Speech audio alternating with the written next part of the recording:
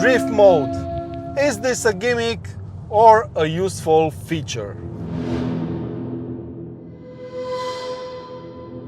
What's up everyone, welcome back to the channel and welcome to the ultimate Golf you can buy, the Golf R. And to be honest, after the disappointment driving the Mark 8 GTI, I wasn't really expecting too many things from this R. But boy oh boy was I wrong. This is the best Golf I've ever driven, and despite its one major flaw, which I'll reveal later in this video, I think this is still the one to buy if you want a properly sporty Golf that you can use year-round. Now, before I tell you whether or not the drift mode that this car has is a gimmick or not, let me show you around the car first.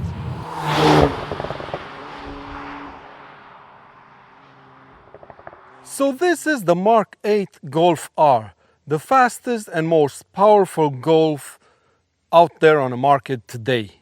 It still features a petrol engine at the front, it's still four-wheel driven, and it still has an automatic transmission in the middle, but this time it's a 7-speed compared to the 6-speed of the last generation.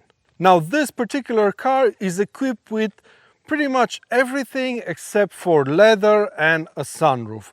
So it features the performance pack, which gets you that bigger wing on the back, which looks quite cool. This car rides on optional 19-inch alloys. It features the optional adaptive dampers, the optional Akrapovic exhaust at the back, and it also features a quite clever torque vectoring rear differential, which we'll talk about in more detail later on. The interior is, you've guessed it, pretty similar to the other Mark 8 Golfs. It's got the same dashboard layout, same buttonless infotainment system, and pretty much the same seats as the GTI, but with a different color upholstery. They're covered in blue accents, there's some leather on the sides, some Alcantara right next to it, and some cloth in the middle. The leather steering wheel has some perforated leather on the sides, and to the left it has an R button. And what that does is it allows you to easily circle through the driving modes of the car. Gone are those nasty and quite small plastic paddles from the old generation, as finally the Golf R gets some proper gear shifter paddles this time round. They feel very nice to the touch, they give you good feedback, and yeah, they're a much welcomed upgrade to the R. Other than that, on the interior you have some carbon fiber inlays on the dash and the doors, although I'm not sure if it's actual carbon or plastic that looks like carbon, but anyway, and the digital instrument cluster has an R-specific look to it.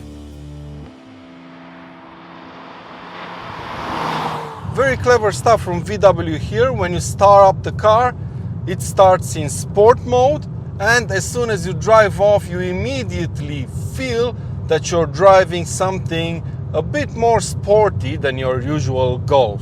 VW isn't the only manufacturer to do that, but I think it makes quite a lot of sense in a car like this. I find sport mode in the new Golf R to be this car's sweet spot. The car doesn't try and upshift all the time to keep the revs as low as possible. The throttle response is quite good, and even some of the exhaust sound makes its way on the inside of this car. So for driving around town, I think sport mode is the way to go. However, this Golf R has a so-called Nürburgring mode, a mode specifically set up for that racetrack. And based on my week spent behind the wheel of this car, it's the mode you want to be in when you're blasting down some twisty and bumpy B-roads. The dampers are not in their firmest setting, but the throttle response and steering feel are spot on. But enough of this mumbo jumbo, let me show you how this car drives and sounds.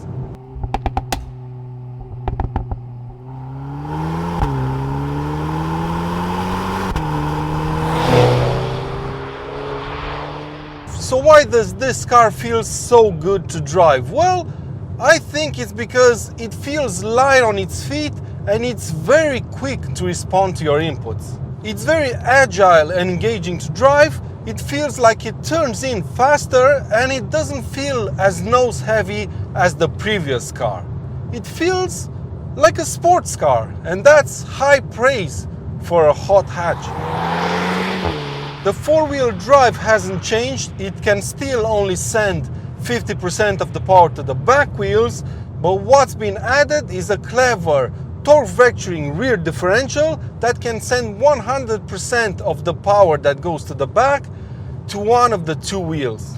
And that makes this car really fun to drive, and it also encourages you to push it to its limits. And that's what a hot hatch is supposed to feel like at the end of the day, right? The engine is great as well. It's another evolution of the quite famous by now EA888 2-liter turbocharged engine. It features 320 horsepower in this new Golf R and 420 Newton meters of torque. VW claims a 0 to 100 km/h time of 4.7 seconds, although this car feels a bit faster than that, to be honest. What can I tell you more about this engine that you don't already know by now? Well, it's quiet and refined around town, and when you push it, it's very responsive, it's properly fast, and coupled to the 7-speed DSG transmission, it's a match made in heaven. And I guess customers feel the same way because, as far as I know, or at least that's how it is in Sweden, you can't order the Golf R with a manual transmission anymore. So there you go. But how about that exhaust noise at the back?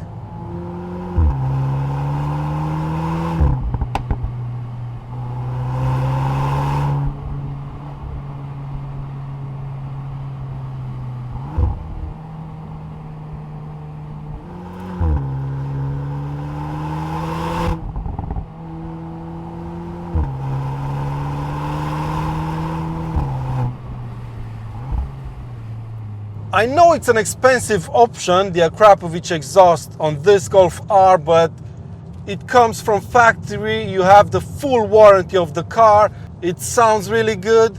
Yeah, what more could you ask for? Now, drift mode. Is this a gimmick or a useful feature? It's kind of a gimmick, to be honest, but you probably would expect me to say that. I mean, this drift mode is not really a drift mode, obviously, right? Since this car can only send 50% of its power to the rear wheels. But anyway, when you put this car into drift mode and you floor it, basically the torque vectoring diff at the back is gonna send all the power to the outside wheel, and that's gonna make it feel like the car is pushing you with its rear wheels more than the front wheels. But if you ask me, this is more noticeable in the winter or in less than ideal grip situations, because at the moment on dry roads you can barely notice it. So there you go, it's gonna help you do some donuts in the snow, but on dry tarmac it's not gonna do much. Now let's talk about this car's biggest flaw, and that is the price, as you've probably guessed. This car, as you see it right over there, costs 60,000 euros. Shocking, right? But what's even more surprising to me is the price increase over the last generation. I drove a Mark 7.5 Golf R 2 years ago, and in addition to what this car has on it, that one also had leather and sunroof, and it cost around 55,000 euros. So all in all, this car is around 15 to 20% more expensive than the old one. And because of that fact, it's really difficult for me to recommend this car to potential buyers, even though, like I've said, this is the best Golf I've ever driven. It's a big improvement compared to the old car, but it's very expensive. But at the end of the day, if you really want to drive the ultimate Golf that you can also use all year round without any issues, and you can carry your family in quite a lot of comfort as well, and you're not too worried about the depreciation that's gonna hit this car in the first 6 months, then by all means go for it. But if you're not in a rush to get one, wait around a year and then you'll get some pretty good deal on one of these. But that's been it for today's video, my friends. I really hope you've enjoyed it. Please give it a thumbs up if you have, and make sure you're subscribed for plenty more videos to come.